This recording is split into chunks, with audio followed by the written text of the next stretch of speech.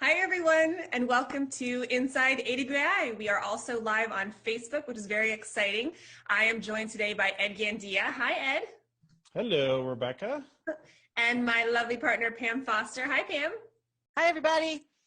We're going to be in the Q&A today, and Ed will be kind of running the show here. But today we're going to talk about how to launch your writing business successfully in the middle of a pandemic or an economic crisis. Seems really timely information. And I'm really excited about this session. This is something we've never done before, but I've known Ed for years. And if there's anybody who can help us navigate this, it's Ed. So I really appreciate you being here today, Ed, and getting this together for us. It's something that's come up at AWI on social, over email. Every session that we do is now the right time to launch. And what do we do? How do we approach clients knowing that they're going through their own challenges as well? So I'm excited to dive in. But before we do that, if you could flip to the agenda, just so everyone knows what to expect for today's session. Sure. This is kind of our so he's going to do a quick overview. We'll talk about the challenges because there are challenges happening right now. He'll talk about the opportunities. And yes, there are opportunities. There are lots of opportunities in various industries. You just kind of need to know where they are and how to get them. He's going to go over a specific model for you to try right now. And this is what I love about Ed's coaching, is that it's not theory. Ed teaches more, and I should probably just let you talk about it, but Ed teaches more from the practical understanding of what's happening. He gives you models to follow that work, that are proven to work, both for himself and all of the students he's coached. He's one of the most talented coaches I've ever known in this industry, and I've been in this specific industry for over 16 years. I've been in the direct response and writing industry for over 20, and I've never seen a coach as talented as Ed at getting people launched and getting them to land clients. So I'm very excited about this. And then he'll cover kind of the next steps, like how do you move forward now that you have this information? How do you actually go out and put it to use? So quickly before I head it over to you, Ed, just to give everyone a little bit of background, if you're not familiar with who Ed is, you can advance one more slide. Although I could just ramble on because I've known you for a very long time and adore you as a person. But he started writing copy in 2000. He actually was an AWI member, interestingly enough. We have a story on our website, who had a really good career and a wife and a kid at home and a really great salary. And the idea of the writer's life was great, but he had to replace that salary. He had to take care of that family. And so he worked hard. He moonlighted as a copywriter. I think it took you 27 months to fully go full time and actually leave that job. Is that right? Yeah. Yeah. And that's when I got really serious and focused. So it was a little bit longer than that, but yeah. And so then he went full-time freelance in 2006, wrote for clients until 2017. He co-wrote The Wealthy Freelancer with two other good friends of ours, Pete and Steve Slanwhite, and then finally started coaching in 2012. Thank goodness, because since then, everybody wanted, like, he was such this rising star. He was this amazing copywriter. Everybody wanted to know him, be like him. How did he do it? Started coaching, found out he had an amazing knack for it. And so these days, that's what he does. He coaches clients to earn more in less time, doing work for clients that they truly love. And I love that piece about you. You're not just everybody go in this market because that's where everybody is, or everybody do it this way. It really is about figuring out where the opportunity is, what you have as a writer to deliver, and really matching those things up. And he has this amazing background in sales and in copywriting, and now in coaching clients or coaching copywriters. So with that, Ed, I'm gonna go ahead and hand it over to you, and I'm gonna go off camera, and then we'll join back at the Q&A at the end. Awesome. Thank you, Rebecca. I appreciate that intro, and welcome everybody. I'm actually gonna do the same thing because my video is acting really wonky, and anything I can do here to just make sure that the audio stays stable, and of course the slides as well. Then let's try this. So again, thanks for having me, guys. It's great to be here. You know, I wanted to kind of set the stage here and talk about the challenges that many of you are facing. So I'm assuming that if you're here, you haven't quite launched your business. Just so we understand what launching is, so we're on the same page. Launching means, you know, getting your business off the ground. So you have a website, you know who you're going to go after, you know how you're going to present yourself, And so it's launching, and then the second part of this is getting your first paying client. To me, until you get your first paying client, we're going to be talking about that today. This thing's just not really real. It's just it's an aspiration. So if you're there, you're probably feeling, oh my goodness, I was ready to kind of move in this direction, but I, I'm I'm fearful right now. Is this even the right time? I'm uncertain about what's going on right now, and if this is even a viable path for me. You're probably overwhelmed. Okay, so if you're like I am, you love to consume information. You're a true student. The problem with that, there's a good side and a bad side. The good side is you learn a lot. The bad side is that you're not really sure where to start, what to do. There's so many ideas, so many people giving you advice. You're not really sure. What do you do? And the default state, by the way, when you're in overwhelm is to do nothing. Okay. And then of course, feeling like you're alone in this game, no one to mentor you, to answer your questions, to guide you, to keep you from making big mistakes. It's you got AWAI with amazing resources, but maybe you're feeling like, that's all good and well, but I still feel alone. I feel like I need some hand holding. What you probably want instead is the opposite of those things. You want assurance that you're on the right path, that you need the feedback to get you on the right path if you're not.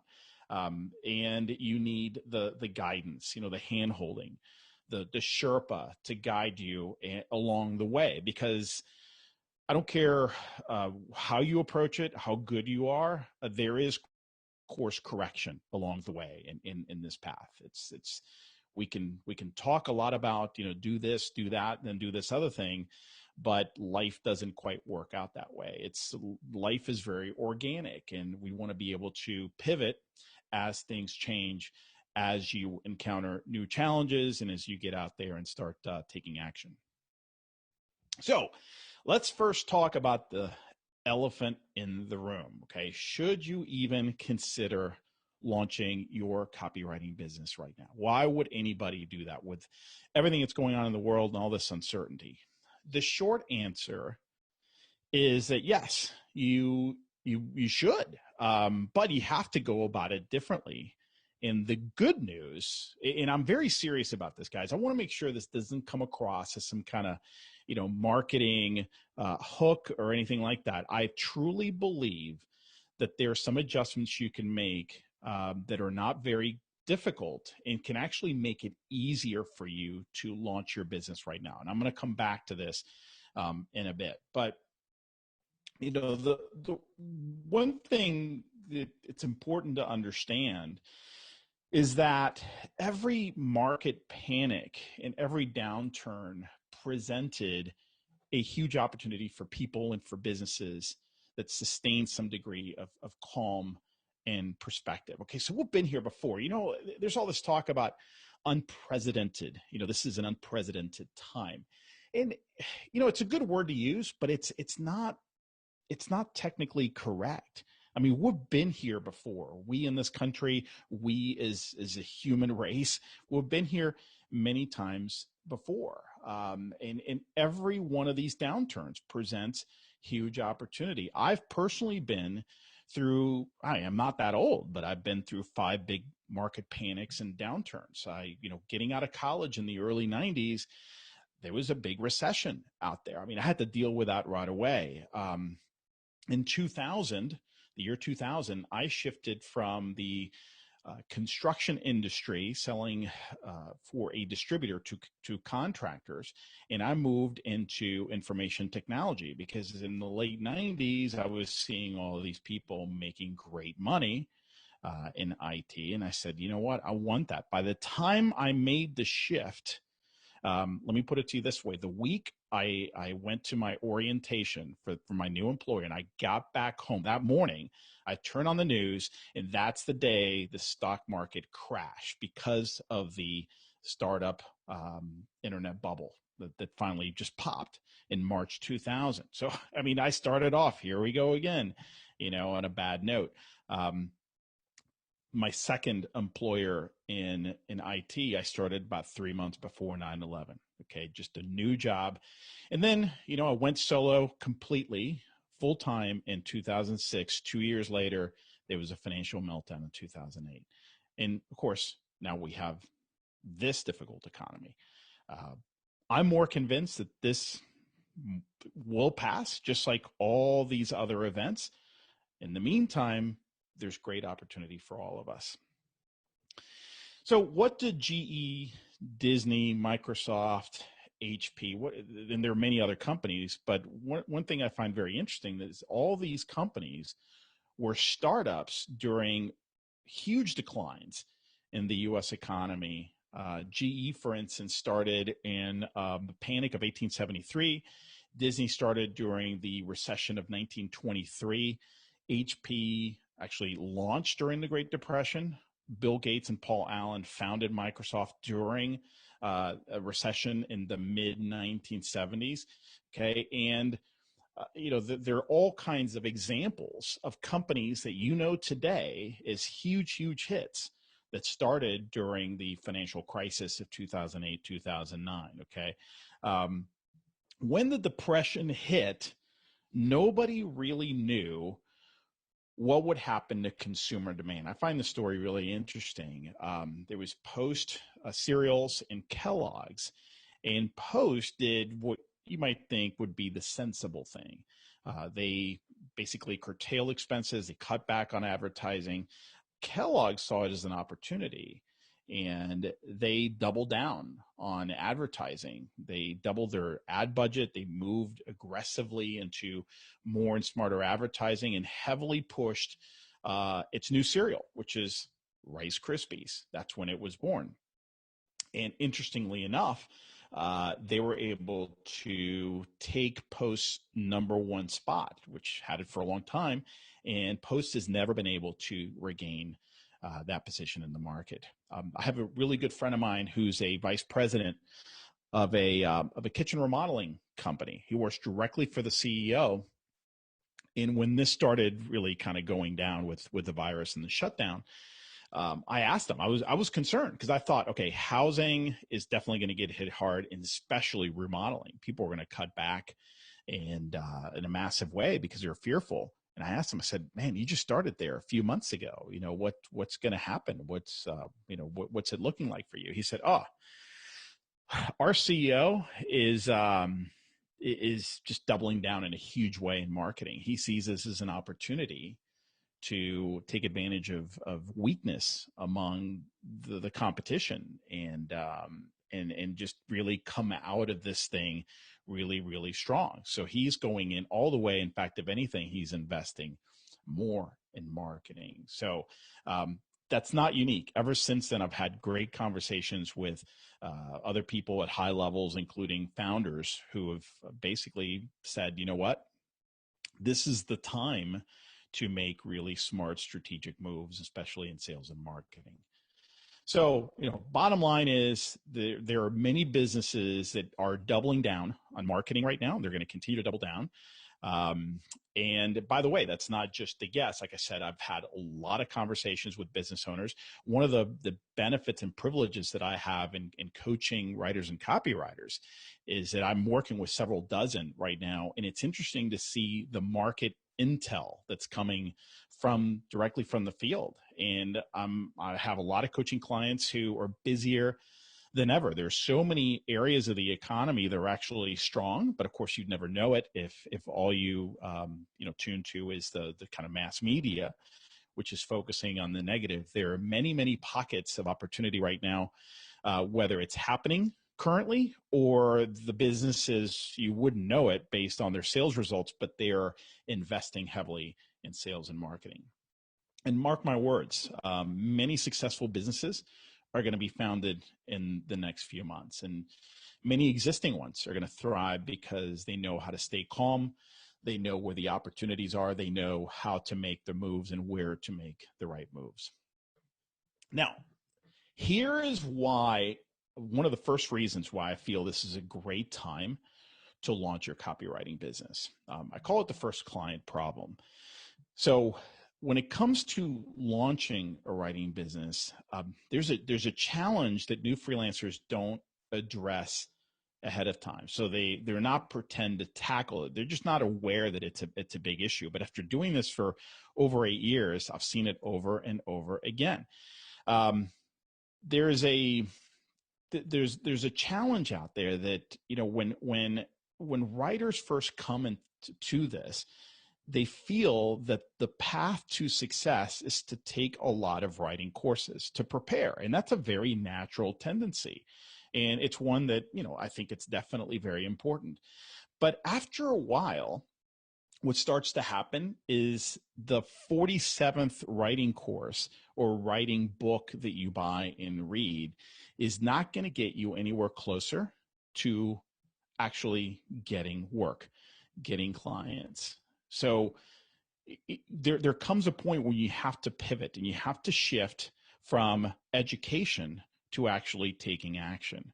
I see too many writers and copywriters becoming professional students, and yet nothing is happening with their freelance writing business. Because while many of these resources are excellent, they aren't necessarily the full solution to getting your writing business off the ground. At some point, you have to land that first paying client. And once you land your first paying client, guess what? You got to land the second one and the third one. So to put it another way, nothing happens until a sale is made, until you land a paying client. That's something I learned early on in my corporate sales career. It's like all this stuff is great, but until a sale is made, nothing else in the company moves. And the company, in this case, being your business.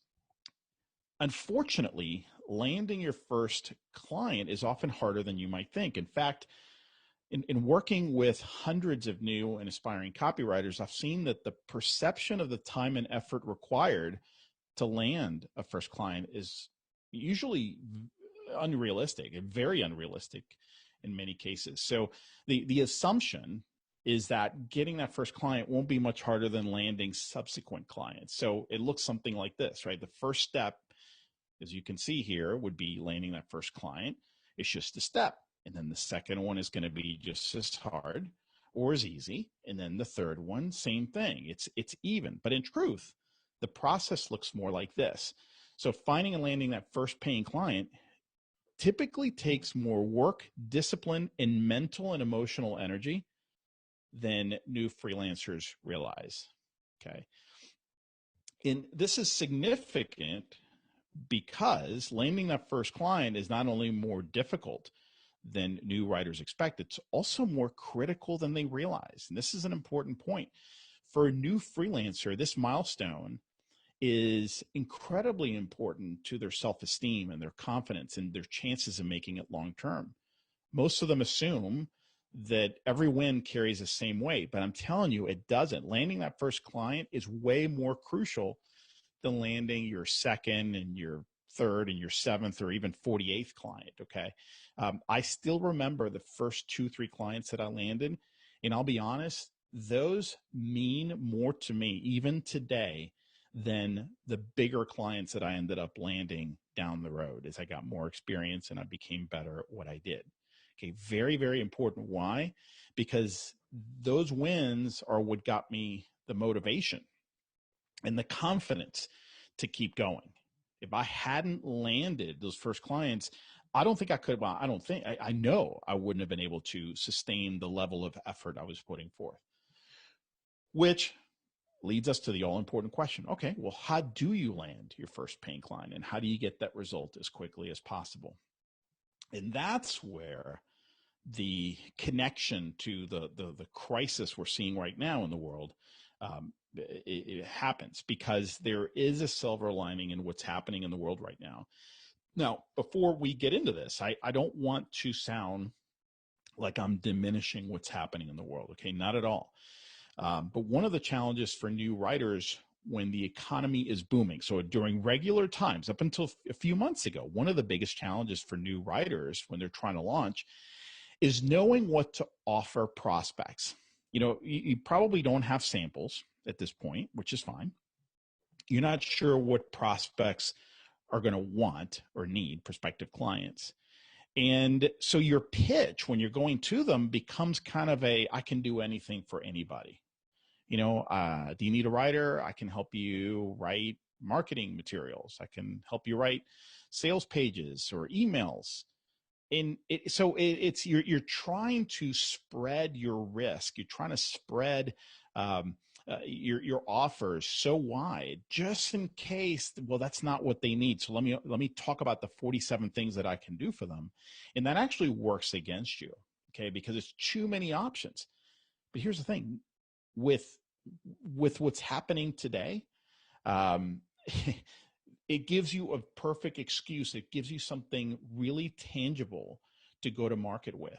The COVID-19 communications and campaigns for a different economy, that right there gives you something to talk about. And there's never been a more important time in recent memory to have the need to communicate effectively with your customers, with your prospective customers if you're a business. Okay, lots of different things that are happening. Okay, we've already seen a huge wave of here's what we're doing to keep you safe. Okay, those emails have come, they're gone, and now what you continue to see are clients who already do content marketing, and they're having to revamp their entire editorial calendar. So they had all this free content that they were going to be publishing on their blog, their newsletter, and other channels that is no longer valid or could come across as tone deaf because they're not addressing where people are right now. They're not addressing what's happening, the conversation that's going on in their mind. So now you have to rip and replace all this content that you had created, replace it with content that's more relevant, that speaks to what people are thinking about right now. That is a huge undertaking. Somebody's got to write this stuff, and somebody's got to write it quickly. Okay. The other thing is we're now starting to see it. Once the pandemic kind of moves out of the way, and we can all agree this is probably not going to be an overnight thing, we're going to be left with a very difficult economy that no one really expected. Nobody was really prepared for. So being able to pivot as a business and think and act creatively is going to be very, very important. I mean, in fact, key to survival. So it's important that businesses are able to rethink their offers, reframe existing offers, figuring out where the real demand is, and framing their products and services and solutions to meet that demand. Again, that requires strong communications, requires really effective and clear email campaigns and landing pages and sales pages and brochures, websites. Okay, so the ability to communicate effectively, I say over the next 3 to 6 months, but I think companies are going to be needing effective communications for at least the next year. And it's going to be critical. In fact, it might mean the difference between a business that survives versus a business that thrives. I can tell you that just looking at my local market, the businesses in which I was in their mailing list that they were communicating with me, the ones that had effective communications, everything else being equal, are still around. They're still emailing me. And some that were very ineffective, I already got the email a few weeks ago that they were closing their doors, or at least closing until further notice. Okay, so it's quite interesting to see the contrast there. Now, if you want some examples of what I'm talking about, I'm sure you've seen them already, because all you have to do is look at your inbox. Okay, so just some examples of things that I've gotten just over the past few weeks alone. Some creative offers, messages, starting with communicating calm and assurance, to then communicating and reframing what they have in terms of offers, in terms of content. So some examples here, a online tutoring company just really hitting on the fact that they know that parents are home right now trying to be a teacher, trying to help their kids with distance learning, and reframing their messaging, reframing their offers to really speak to the current reality that millions of parents are faced with right now. A company that does training, an online training, reframing what they do and their offers and their content to really speak to the fact that all these companies, and not just healthcare companies, all these companies that have frontline workers that need to be retrained or trained and onboarded, they need different solutions. They need different approaches. Okay. So you're creating guides for this, that or creating webinars. A software company that's targeting retailers based on what's happening right now and how appointment scheduling is helping retailers survive and thrive in that post-COVID world, right? How do we reopen stores safely? Think about all the business processes and everything that would have to go into that happening. We as consumers sit back and think, well, they got a scheduling thing and they got to be able to communicate when they're open. Oh my gosh, that is just the forward-facing communications. There is so much happening on the back end, much of which requires effective communications and of course, vendors who provide those solutions to enable these retailers and other businesses to open. So much going on that we don't see. We just see the tip of the iceberg. So just looking at your email inbox is a great place to see what's happening and what the opportunities might be. And there's just know that for everyone you see, there are probably 30 different opportunities under that.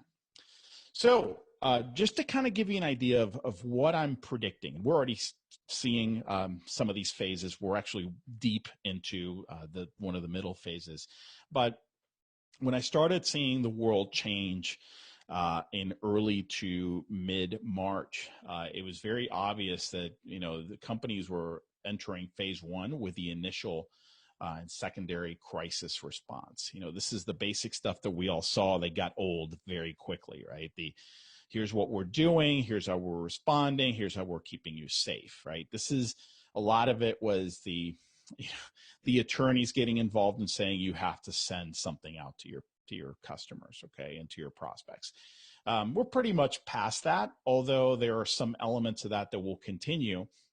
But then very quickly, businesses have to move to updates to what they were doing, pivoting and reframing their offers so they could match the current reality and continue the conversation, again, that was going on and that has been going on in the minds of their customers and prospects. You've seen a lot of creative pivoting here, which has been inspiring to me because this is the kind of stuff I geek out on. Okay, this is going to continue. Okay, we're definitely well into phase two, and I would even say definitely deep into phase three. This started becoming a really big deal, the editorial calendar scramble, right? Like I mentioned a few minutes ago, companies that had to rip and replace content that they already, had ready to go. And it was, sitting in a queue, and now we can't send this stuff out. We have to reframe, we have to adjust, we have to refine. Okay. Huge undertaking. There's the continued response. Okay. So this is going to be, I think, who knows? We're talking at least 6, 12, maybe 18 months. And then hopefully sometime in about a year, nobody really knows, is riding the upswing. So as consumers become more confident, as things change in terms of COVID and a vaccine, or the wave just kind of rides through the world, and we have more immunity, and all those things start to happen, and you can see that we're at the beginning of the economy recovering. There's going to be a whole new set of messages, offers, and communications. Excuse me. All right. So hopefully that makes sense. One of the things you might be wondering is, look, Ed, I get it, but I don't know. I'm kind of new to this. I'm still taking a few of these courses, and or I've taken a few of them, but part of what you said is good and encouraging. The other part is I am scared to death. I don't think I'm qualified to help businesses with some of these things you're talking about. That sounds pretty advanced. You know what? You know more than you think. Again, all you have to do is pay attention to what businesses have been sending you for the past few months.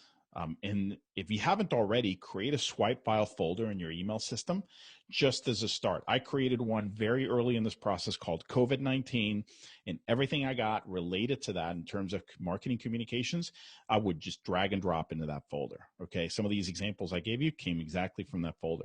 Some very, very creative ideas. And in fact, I love the diversity. I have business to business communications there. I have business to consumer.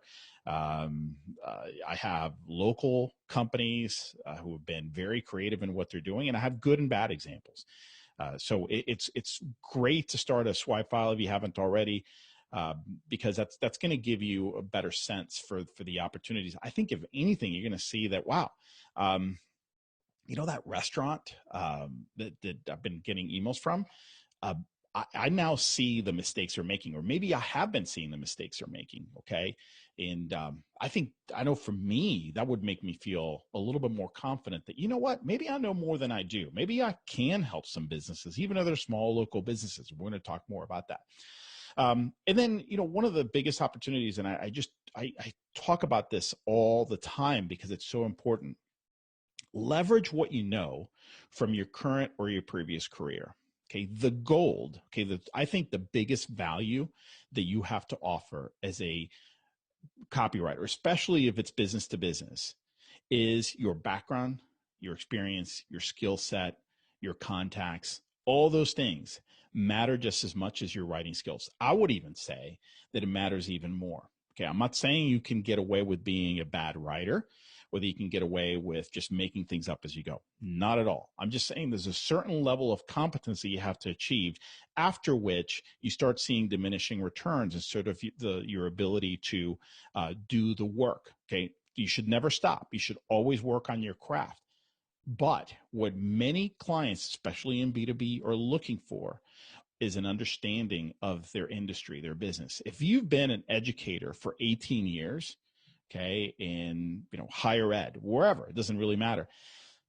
Nobody can teach another writer that overnight. Okay, you come prepackaged with experience and perspective that you can't teach somebody else overnight. That is invaluable. Okay, so if you're not feeling qualified, I want you to think about your past or current experience and how you might be able to leverage that with clients. Now, with that in mind, let's go through the model, okay? And we're going to try to move through this kind of quickly, because the whole idea here is not for you to completely absorb this, but I just at a surface level, I want you to just kind of understand it conceptually, okay? This is the model that I use when working with clients. There are three basic pillars that need to be in place in order to land that first paying client. So that's why I have client in the middle. And for you, that's going to mean landing the first paying client. Remember what I said earlier, it's extremely important to get over that hump, and not just because of the money. In fact, the money's not going to matter. It's because landing that first paying client psychologically carries a huge amount of weight. Okay. So if that's our ultimate goal, the first thing you do is to come up with some strong positioning. And positioning is just a fancy word for the perception you create in the marketplace. Okay. Here's what I do, for whom, and why I'm a bit different. That's all positioning is. Okay. The second pillar is prospecting. Okay. And this is just a message of, hey, Mr. Prospect, I know this is happening right now. Do you need help with that? Okay. That's prospecting. It's just offering to help.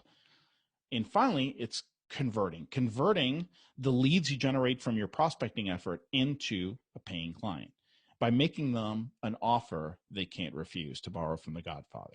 So let's get into this a little bit better. When you're positioning yourself fairly well in your prospecting and you're getting responses to your prospecting effort and you're starting conversations with prospects about helping them, that's when the confidence starts building. And confidence is huge. Okay. Confidence doesn't come first. You have to take action. Notice you have to position yourself well, and then you have to knock on doors, if you will, not literally, but knock on doors. You have to make your outreach, and the confidence comes when you start getting responses. When you are prospecting and converting some of those prospects into paying clients, guess what? That's where the income comes in. Okay. And as you continue to convert and start landing one client and then a second one and a third one, you start getting momentum. Okay. So much of success in this business is about getting and sustaining momentum. Okay. And it just becomes a virtuous cycle, if you will, that's really, really powerful. So let's talk about each of these elements. Positioning. Okay. I could spend a day talking about positioning, but here's what you need right now.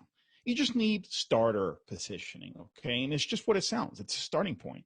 Okay. So consider building on a foundation of what's happening in the world right now. And the fact that businesses need to be creative and resourceful to survive and thrive. Okay. So this is not about helping businesses take advantage of people right now. That's not what I'm saying at all. This is about responding to the current reality. Just as a quick aside, some of the most creative problem solving that I've seen in the past 2 months has come from the restaurant industry. The restaurant industry, it's unique in that restaurants typically have only 2 to 3 weeks worth of cash flow, cash on hand. So, you go over 3 weeks, most of them are out of business. Okay. And they're waiting for government aid that, may not come right away. So they have to be resourceful. They have to be innovative.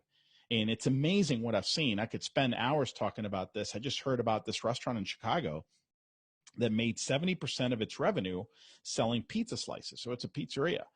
Of course, that suddenly was gone because of all the lockdown and the restrictions. So the owner was extremely resourceful. He started thinking, and I don't know how he got this idea, but he realized that he had these really huge hot ovens that, the temperature would go up over 1,000 degrees. And he pivoted from baking pizzas to creating, melting and molding plastics in order to create PPEs, personal protective equipment for frontline workers. And he's just turned his pizzeria from a pizzeria to a manufacturer of PPE. I just absolutely love that. Okay. So, again, coming back to positioning, speak to the current reality, okay, and what's happening in your positioning and your web copy and your LinkedIn profile. So, for instance, just go ahead and flat out say, hey, I help software companies communicate and market effectively during uncertain times. Or I help healthcare companies communicate effectively in the current crisis. Okay. And of course, as the attention shifts from the virus to the economic uncertainty or downturn, then shift that to say in the current downturn or in a challenging economy. Okay. So you can still refine that as we move through this process. Again, you want to leverage your background, you want to leverage your contacts, your knowledge, and just create a very simple website. It's never been easier to do it with a website builder like Squarespace or Wix. And this will be your hub that will make you real to you and to others. The other thing I would do is update your LinkedIn profile with just basic information in the title and in the description, in the headline, I should say. Technically, LinkedIn calls it a headline. Use keywords your prospect would use to find you. So healthcare copywriter, and don't be afraid to add, I help healthcare companies market more effectively or write better content that speaks to the current environment, something along those lines. Okay. So it should all be aligned. That's all part of positioning. And again, it's just a way to start. It's starter positioning. You don't have to have it all figured out. Just start by speaking to the current situation. All right. Prospecting. Let's talk about that one. Warm email prospecting is great for this. Okay. This is something that I've been teaching my coaching clients for 9 years now. It's extremely effective. And I'll show you an example here in a second. So email prospecting is going to be a great one. Become active on LinkedIn. Okay. Just posting, sharing, connecting, making the right personalized connection requests. Start tapping your network. Okay. This is a great place to start. That's often overlooked by new writers. In fact, I've found that in half the cases, your first client or two are going to come through your network, interestingly enough, not from people you know directly, but from people who refer you to people they know. So it's typically a referral. There's a huge opportunity right now, as you can imagine. I've been alluding to this with local businesses, especially those you already support. Okay. And you know what? You have an edge if you're already a customer. It's that pet supply store. It's that restaurant. It's that doctor's office. Okay. Think about all the local businesses that are trying to do this themselves. They don't really know how. Now, typically the problem is, okay, up until 2 months ago, the problem is those were not necessarily the best clients because they can't really afford you. Okay. Right now you have an opportunity to help them and be able to work out a deal. I'll talk more about this in a second, where they get what they want, you get a sample, you get confidence, you get to work with a real client on a project where you're making a real difference. So let me just take a step back real quick and just show you a couple of examples of warm emails that I mentioned here on the previous slide. Okay, so real quick, subject line, your piece on dual sourcing. Hey, I love how you're handling your COVID-19 customer communications. So you're pointing out something you saw that you're doing. I was particularly impressed with your recent piece on dual sourcing and the impact from Asia.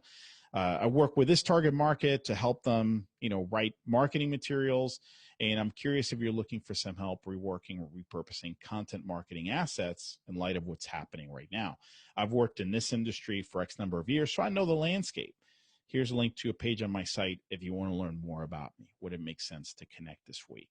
Now, obviously, this is something you would send based on leveraging your expertise in a particular industry or sector or market, okay?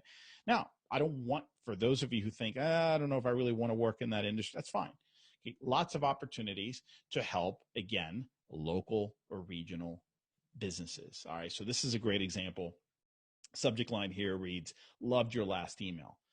Hi, first name. I've been on your mailing list for a while because I'm a work from home professional and have used you guys to help fix one of my laptops. So this is a small IT services outfit. Okay.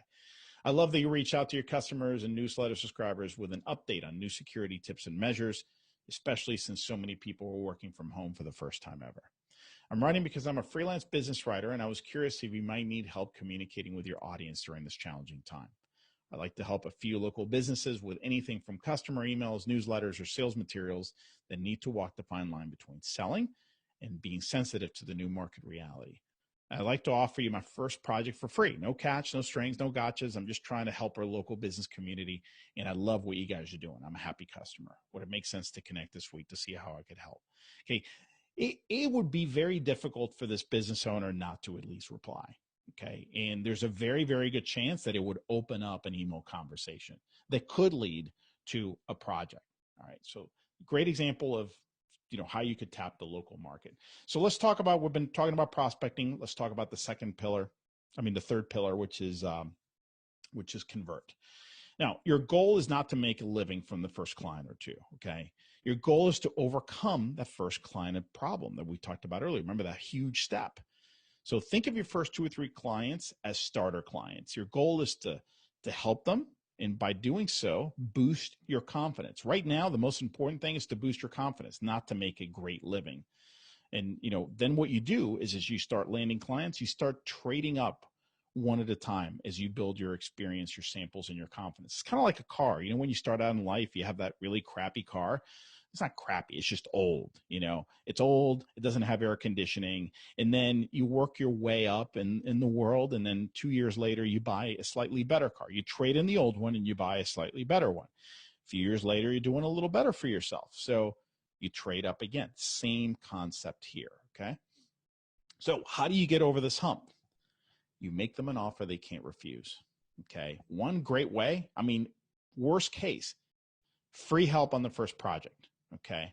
Or you could just offer something for like 90% off what it should be worth. Okay. So let's say this report or, rewriting their entire website copy, instead of $2,500, $250. I like charging something, especially if your confidence level is okay to decent, just because when somebody's paying for something, they take it a little bit more seriously than for free. But, I'm not hung up on whether it's 250 or zero. Another thing you can do is pay me only if you love it or if it works or if it's very well received. Okay.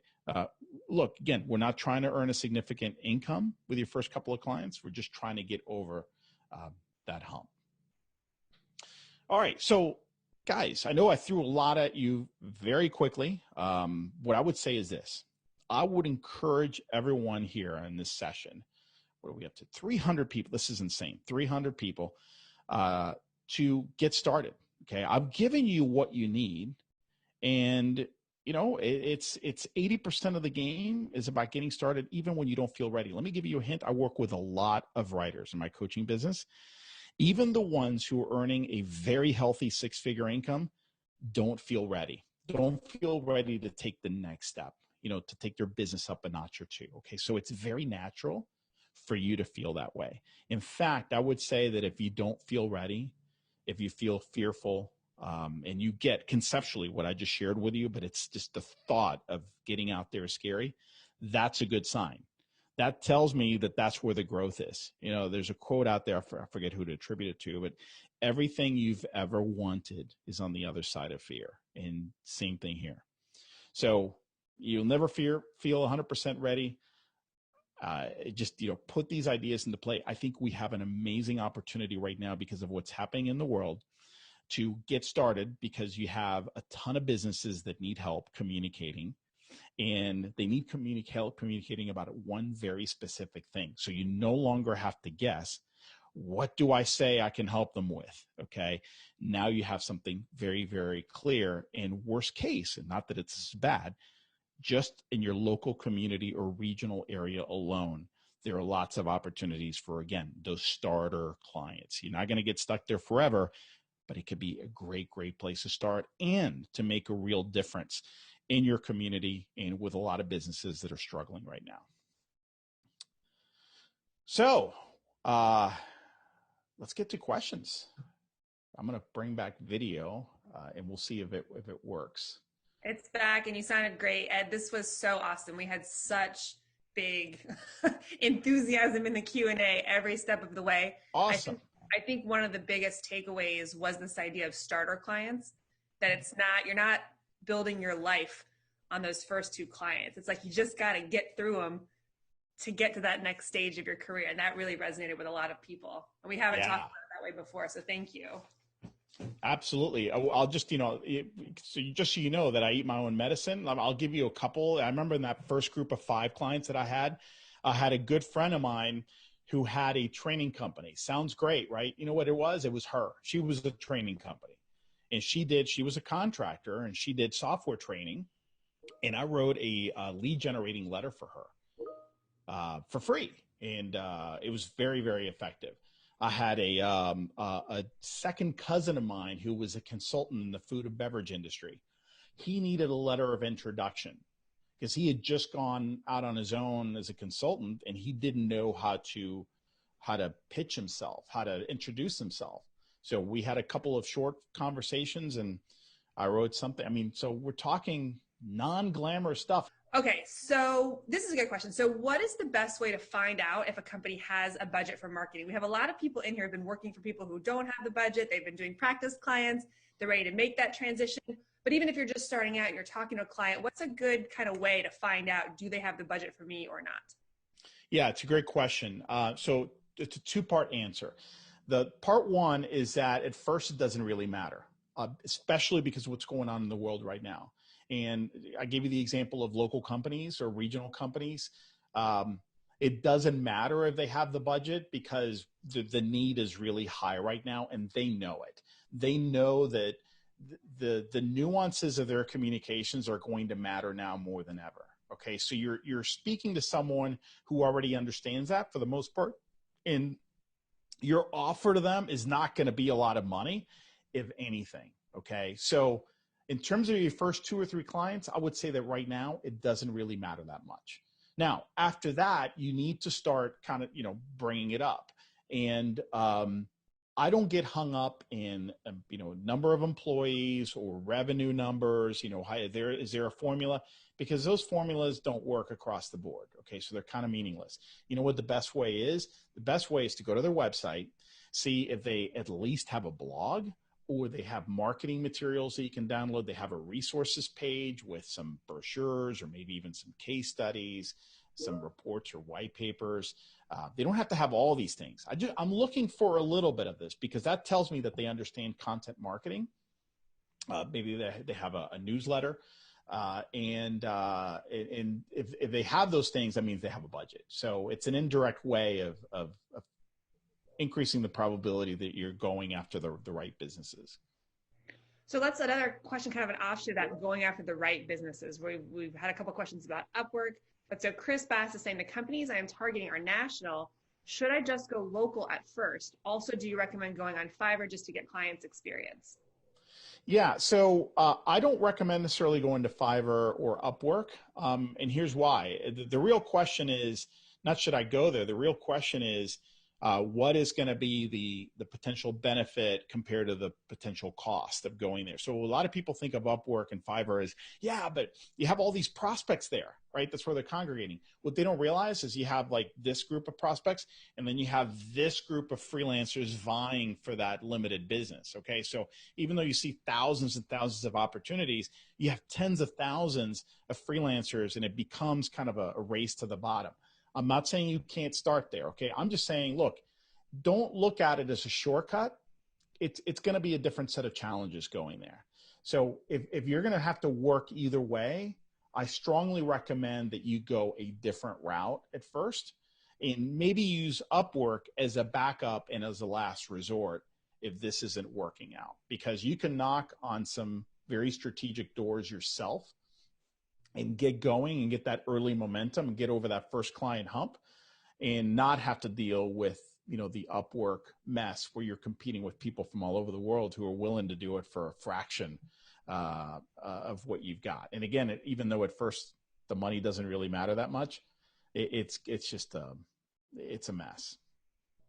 Can we talk a little bit about pricing? This one comes up a lot. So this person's specific question is, I'm in a Rust Belt area, but with a few contacts in Chicago. Should I have two charge scales? Can you talk a little bit about this idea of fees and where you fall? I think there's a little bit of a misconception of like where you are is where you are, and therefore you have to charge within that area, but it's just such a bigger opportunity. But how do you handle those fees when you're just starting out?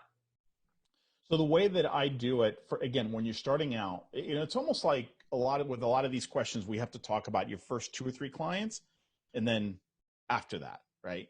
See, first two or three clients, honestly, what I do, like in this program, I give everyone a master fee schedule with like 32 different projects and a fee range for each. And then my recommendation is use your experience and your confidence level to determine how much you're going to take off from that. So you could basically go down that column of fee ranges and take anywhere but from 50% off to 80% off, okay, which sounds drastic. Again, we're just trying to land the first couple of clients. So overall, that's what I would recommend. Now, let's talk about I live in this rural area. I've seen what some of these people charge elsewhere. There's no way I could get away with that where I live. I want you to start thinking way beyond your city, town, state, province. Okay. I want you to think globally. Most clients don't really care where you are. Okay. And if you think in terms of location, and this is where I live and this is what my economy can support, you're going to think really, really small, especially if you live in a rural area. So I want you to think, I got clients who live, I'm in the middle of nowhere. I just spoke with one this morning who just came on board. He's actually in Australia. They live 6 hours away from any major city. Okay. They're out in the middle of nowhere and they're doing extremely well because of thought broadly. They don't think physical location. We're in a global economy right now, and most clients don't really care. So I would charge professional level rates, okay, for what you do, and then just go after prospects who are in industries and in locations where those fees are fine. Don't go after prospects, small companies in a economically depressed area of the world. Excellent. And guys, if I make a funny face, it's because I'm reading or typing responses. So it's not that I'm disagreeing with Ed or thinking about something else. I just noticed my face was like really mad. Okay. So Sandy wants to know how much of the work as a copywriter is writing versus consulting, because from what I'm hearing, what a freelance business writer does is kind of what I envision a consultant does. Am I misunderstanding something here? Okay, so it depends on your experience. I've worked with people who came from marketing or they did some of this writing at work and either in PR or marketing or sales. And they know more than just the writing. They're really good at the sales process, the marketing process. And so they bring more to the table from day one than somebody else who doesn't have that experience. If you have it, then I think that could be a very nice value add when you get brought in, when a client hires you. You got to be careful not to come across as, no, what you guys are doing is wrong. Let me tell you what you need to do. Always let the client lead, but don't be afraid to offer some ideas. Hey, would you mind if I maybe give you a thought or a suggestion here? Would that be, oh yeah, absolutely. Go for it. And then you bring it up. So there's a way to do it. However, if you don't have that, don't worry about it. You will develop that as you go. And you're right. That's a more of an advanced question in that your biggest value add as you get more experience will be that consulting piece. You're not necessarily going to sell it as a separate item. Okay, well, for consulting, it's going to be this much, and for writing these marketing pieces, this much. It could either be built into the writing, or you could sell it as a separate deliverable, which is a really advanced thing where you help them kind of strategize and plan first. And then if they like that, then they can hire you for the writing as well. So there's all kinds of things you could do later, but right now I wouldn't worry about it. You don't need to come into this with that kind of experience. You could just learn as you go. So Ed is one of the most knowledgeable people in this industry, and this question is actually a little bit outside of the scope of this specific event, but I know that you already have a podcast on this topic. Em is saying this is stepping out way out of the scope of this webinar, but I'm curious if AWAI offers support for managing healthcare, et cetera, as a freelancer. This thought always is lurking in the back of my mind, even before I start out, causing me great pause. Can you do a quick kind of both not having to go full freelance, all the options, and then any healthcare options that you know of for someone looking to go straight freelance? So I'm not sure if I understand the question. Is the question, hey, I got a full-time job in healthcare. How can I do this as a side hustle The at fear first? is I'm leaving. If I become a freelancer, what am I going to do about healthcare? Oh, about your health insurance. Yep. Gotcha. Yeah, certainly not an expert in this area. I think the good news, and let's just talk U.S. I'm going to assume that this person is in the U.S. Is when I started it, when I went full time in 2006, the big question was, can we get health coverage? Because back then it wasn't guaranteed. Okay, since the ACA passed, you can't be denied health insurance, and so there are a few options. You could buy through the exchanges. You can buy directly through a broker. What I would recommend is this. Look, if you go to an insurance broker who sells health insurance in your state, that's typically going to be the best starting place. And the reason is you're probably not going to have the knowledge to compare different plans because most of us don't. It's really confusing. They can do all of that for you. And based on your specific situation, they'll ask you questions and give you three of the best options. So they could give you amazing clarity. And here's the cool thing. The way brokers get paid, you don't have to pay any more than you would pay if you were going straight to the insurance company. The insurance company pays them separately. So basically you're getting free advice and narrowing down your options, which I think is the biggest thing. I know for me, I didn't want to kind of sort through that whole universe. I wanted someone who could net it out for me and give me 2 or 3 options to consider. In terms of how you find one, my recommendation would be to ask around, word of mouth, see if somebody knows an insurance broker. And they can take into account the health exchanges from what I understand and everything. So they're not going to keep you from that. But that's what I would do. So that was the first question. What was the second question? That was the main point. Yeah. I was just asking then also that there are other options. You don't have to go freelance. If you want to try this out, you could moonlight like Ed did for a while to see how much money you make, to see if you can make that jump. And honestly, you don't have to go freelance. There are other opportunities working for clients on their payroll. I mean, that is an option as well. So I know there Yeah, are. absolutely. So definitely explore all the options. Maybe your spouse can get health insurance at work, and you can get on their policy. The other thing is there are indemnity plans out there. I was on one for a couple of years. It saved us a ton of money.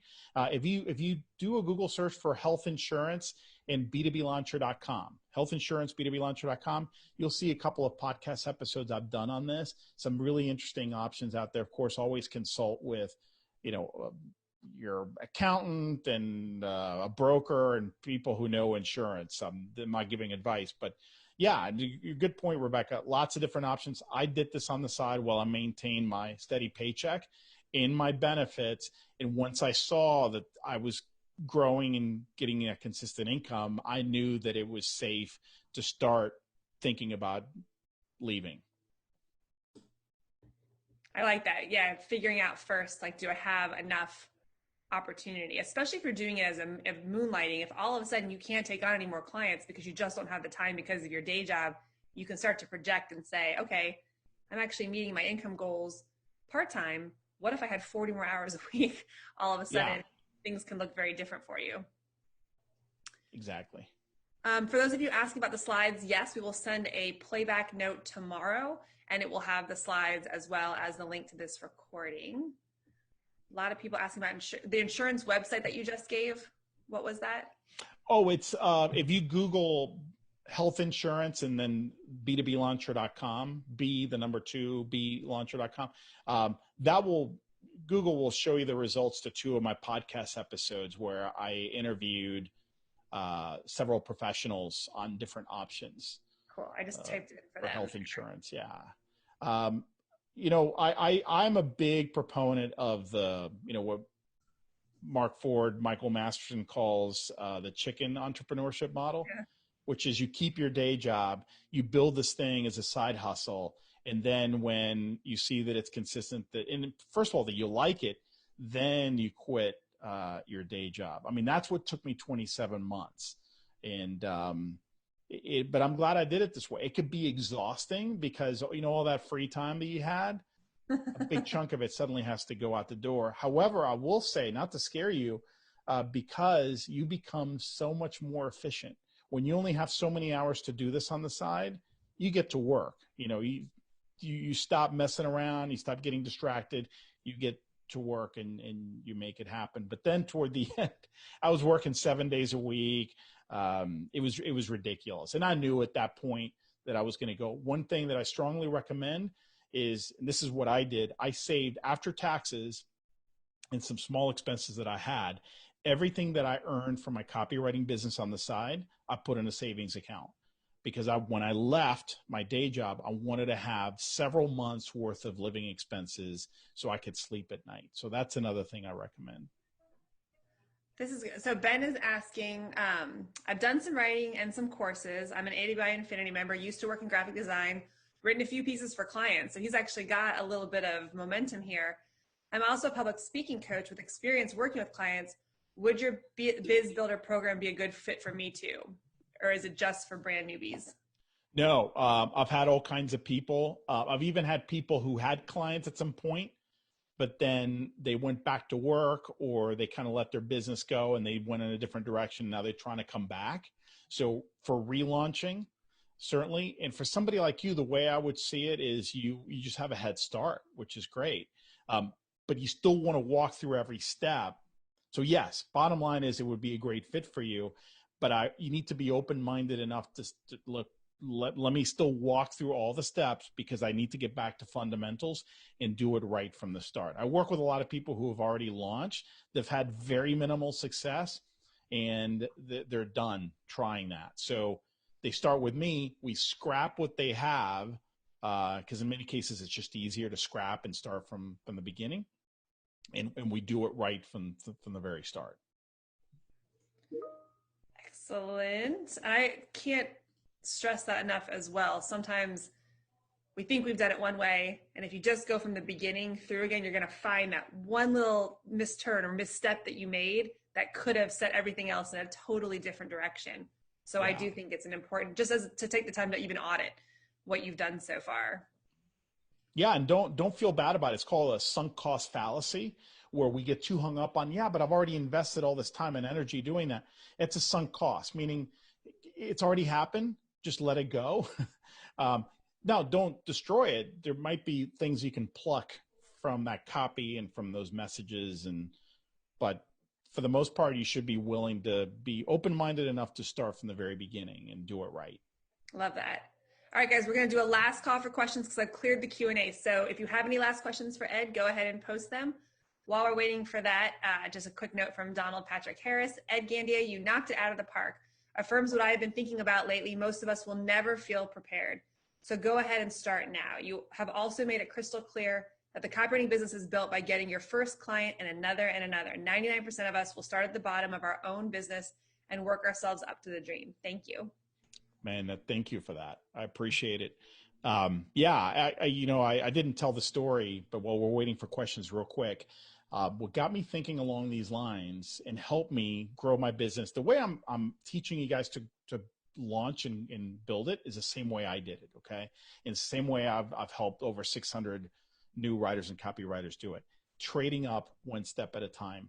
In 2006, there was a story in Dateline. I think it was Dateline. It's one of these news shows that there was this Canadian guy in British Columbia, kid, didn't have any resources, had a low paying job, and he had this crazy idea. He said, I just found this red paper clip in my desk. I wonder what I could get for it if I barter my way up. So he bartered that paper clip for some handmade decorated pens that somebody had. And I think he was doing this on Craigslist. He took the pens and he traded up for something else. He bartered. This was all bartering. There was no money exchange. I think it was like 28 trades later. You know what he was able to trade? To a house.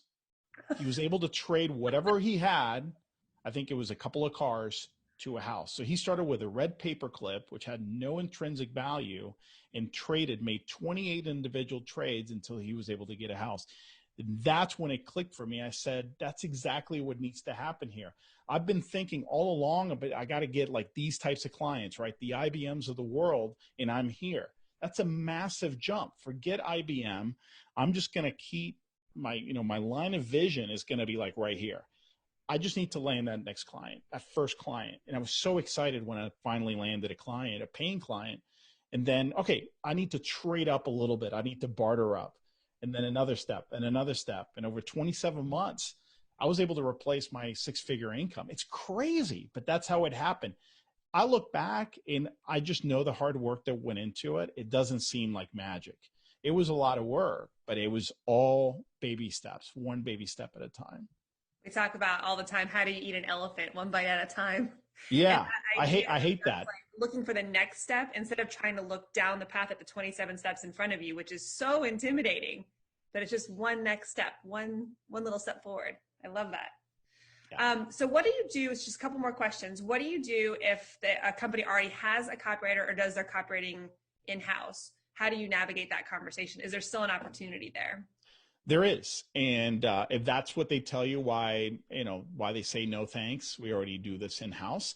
Um, Most writers will say, okay, well, thanks for letting me know, and sorry to bother you, that kind of thing. There is a much better backup. Say, fantastic. In your mind, it should be like, that's a good sign. That means they are writing. In fact, they're writing enough that they have a staff writer in house. And then the second thing, you should thank them and then say, would you mind keeping my information handy in case you ever have any overflow work or your situation changes? So staff writers, believe me, when companies hire a staff writer or copywriter, they keep them extremely busy. The way marketing works is it's an ebb and flow. And many times there's these peaks because they're doing these product launches or they're doing these things. They can't handle it all internally. And that's overflow work that would come to you. A marketing director's job, part of their job is to have a file, okay, digitally or printed, of people they could turn to when that happens. If you think about it, if they don't have that file, I mean, that will impact their job performance. So when you're asking for that, I want you to ask in confidence because you're helping them do their job. Don't ask in a, kind of a shy way. Say, hey, would you mind keeping my information handy in case you ever have overflow work or your needs change? It's a very smart thing to ask. And you know what? They're going to say yes. and then just follow up every couple of months, with some useful piece of information or whatever. I'm telling you, I've seen it happen too many times. People give up. They don't offer, hey, keep my information handy. They don't follow up, and then somebody else gets hired. Or and like what? Yeah, that person could their copywriter could resign, or they could have this amazing opportunity. This happens at AWI all the time. We have a new idea. All of our copywriters are booked, so we're just not going to do it. Like we want to take advantage and be able to scale as fast and as quickly as possible. So by having Yes. that backup copywriter, like, oh, I've got this guy I can call who can help us take advantage of this opportunity. I love that. That is a great way of thinking, and I like the phrasing that you gave as well of how to plant that seed. Okay, so just a couple little Kelsey wants to know, oh my goodness, now I'm thinking of pivoting to B2B, but haven't taken any training in B2B yet. I can't catch up in time for June 9th. What to do? Like what should they do? Is there a way? And I would want to like back this up for 1 second. I remember asking you one time, what's the best project to learn in B2B? What's the hottest thing? And you said there isn't. I mean, there's so many opportunities. You don't know what's going to get you invited to the dance. So just put yourself out there and see what they need. So what do you do? Could someone launch a business without having extensive experience in B2B? How does that all work? Where do they need to be at this point? All right, so I'm going to answer this question, and I want you to understand that this is coming from the heart, okay? This is not some kind of marketing tactic or anything like that. Honestly, this is what I would do today. What I would do today is the same thing that I did in 2004, 2005, 2006, okay? Back then, I didn't have the resources you guys have, okay? Right now, you have an amazing library of resources through AWAI that you could purchase in a matter of minutes. You have access to step by step how to complete X project or this other project. So you have that, number one. Number two is adopt a different mindset. Rather than say, oh my gosh, there's no way I can get up to speed by June 9th. Okay. You don't have to get up to speed on the craft by June 9th. What you do is you start and then you learn along the way. You know how I got these? I didn't know how to write this stuff. I knew how to write, and I was doing writing for my own work. But I didn't have the step-by-step. I didn't have the templates. I didn't have the guides. So what I did is I offered certain services that I was confident if I had the resources, I'd be able to complete. Nobody ever asked me, have you written one of these before? You know what the question was? Do you write X? Do you write case studies? Do you write blog posts? And I would say, yes. They didn't ask me if I'd ever written. Now, if they asked me, I would have been honest. So what I did, and I still remember a great example, is somebody said, hey, do you write, would you be interested in writing some of our case studies? And I said, absolutely. I rushed home and I bought a book from Steve Slonwhite, as a matter of fact. At the time, he was selling an ebook, a PDF ebook on how to write case studies. So here's the thing. You learn as you go. There's no such thing. I know this is the way many of us have been trained and raised, that you go through this schooling and then after 4 years, you're ready. And here, here's what I would do. I would buy, like, I think you guys have like a B2B program that's got kind of a primer on all these different types of projects, right? Use White's high performance B2B program. I would buy that and keep it on my virtual bookshelf. And I would do a run through. Just let me skim through it just to kind of get a lay of the land. So I know what the words are. When they say white paper, I know what so that I know is. what the different projects are. And you know more than you think. That's the interesting thing is you go through it like, yeah, I know that. You put it on your virtual bookshelf and then you start launching. And as you get opportunities, guess what? You rush to that chapter and you open it up and you learn as you go. My first case study, by the way, was that same client. It took me like 24 hours, like literally not in a day. I mean, like 24 actual work hours to complete this 1.5-page case study because I was learning as I went. And I mean, guys, that's the way it's done. You ask anybody who started like back then or before, it was the same thing. So if you wait until, I need, a few months, you're missing on an opportunity right now to really go to market with a very specific message. So anyway, that's what I would do. Today, I would do what I did back then, get started and learn along the way. Fast forward to today, and Ed actually wrote our program on writing case studies using the method that he eventually put together. Yes, that's right. Yeah. Such a full circle kind of thing there. I love that. we were actually interviewing Gordon Graham, that white paper guy, recently, and he said the same thing. You know, what do you do if a client asks you? You say yes, and then you figure it out. AWI has a whole catalog. If there's a way, there's a project that companies want to pay you to write, we likely have a training program on it written by the expert who has a proven methodology for it. And they write these programs. Ed's case study program is awesome. You just follow through his step-by-step thing and wham, you know how to write a case study. So I'm with you. Just say yes. One last question on that though. When a client asks you to do something you've never done before, how do you figure out the time frame of when you would be able to have it done? So what Yeah, deadline? great question. I was always nervous about that. Here's what you do. Okay, this is something you can do even when you're advanced. Turn it back on the client. When do you need a draft? And here's why. I didn't ask that question for many, many months after I started. I always assumed that they needed it by X time. I was working my tail off. When I started asking it, in 80% of the cases, the deadline they were giving me was way past the deadline that I would have given myself. Okay. So ask. It's like, Yeah, well, I don't know. Could you have it in a couple of weeks? And I'm thinking, man, I was going to offer in 3 days. You know, yeah, I can have it in a couple of weeks. Let's say this date. That work? Yeah, that works. So first of all, ask them. Many times they're going to give you a longer window. And here's what I would say. If they throw it back at you and say, well, it depends, when can you have it? Or they say, can we have it in 3 days? This is going to sound crazy. Say yes. I like crazy. And this is assuming you don't have a day job and you have some time. Just say yes and just figure it out, and you will get done. You will get it done. Okay.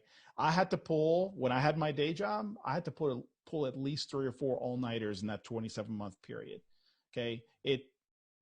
Sorry to say that it really sucked at the time, but you know what?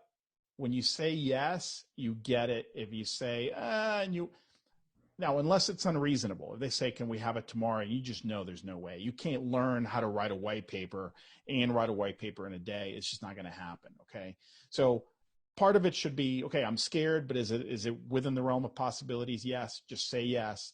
And if you need a couple of days more, just ask for that at the beginning, not on the due date, and give yourself a little bit of a window and just get to work. And, no Netflix, no distractions, no social media. Get to work and get it done. And then you just learn along the way. And this was so great. I mean, everybody's just blowing up crazy about how much I love learning from you and how awesome this was. This is exactly what you experienced through the B2B business launcher. If this is something that you want, if you want his style of training and his depth of expertise, he's already been through this. He's trained 600 people to launch their businesses and land clients. I mean, he's got the track record. I couldn't endorse him more if I tried, if I wanted to. Definitely do this. You will succeed. It's the guarantee is amazing. If you check it out, you're going to land your first client. So get in there, do it. I really encourage you to sign up for it. If you have any questions, feel free to email me at askrebecca@awai.com. I'll be happy to get you the answers. But Ed, just thank you so much for this. Do you have any other closing thoughts before we shut this monthly Inside AWI down? I would say, something I said a little bit earlier, whether you work with my team and with me, or you try this on your own, you know what? Don't wait. Get started now. Seriously, while the emotion is high, while you're inspired, while you got a spark of momentum here, just get started. I mean, when you wait, every day that goes by, the probability that you'll do it goes down and down. Know that it's very common to feel scared and not ready. In fact, if you don't feel ready, that's probably a good chance that what you really want is on the other side of that fear. Okay. So yeah, whether we do it together or you do it on your own, doesn't matter. I just want you to get started. That's how big things happen.